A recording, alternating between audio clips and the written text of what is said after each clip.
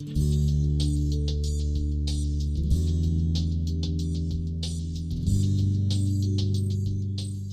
I grew up here, and then moved away for a little while. I actually came back and got directly into my job that I'm currently in.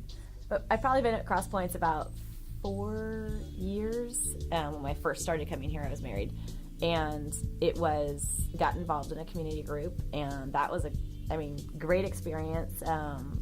We were kind of part of the initial startup of the group that I'm currently going to. Then when the divorce came, and that threw me completely off guard, I left the church.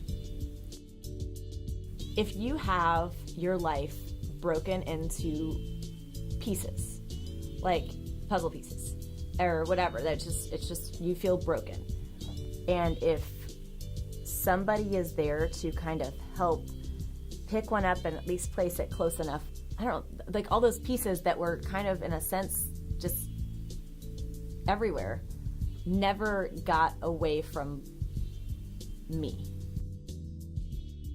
But I remember telling Jessica Jewell, she actually teared up with me and cried with me, and I haven't had that experience since a friend of mine did the same thing when my dad passed away.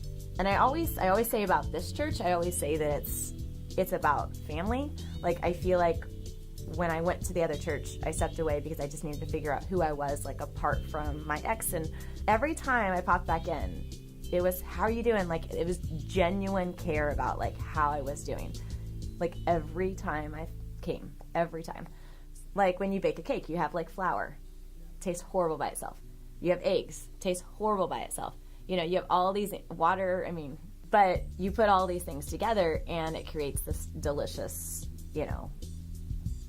thing. I feel like that's kind of where I am with life, trying to take all of these things that have happened, look at them in a positive manner, and try to make of it what God wants.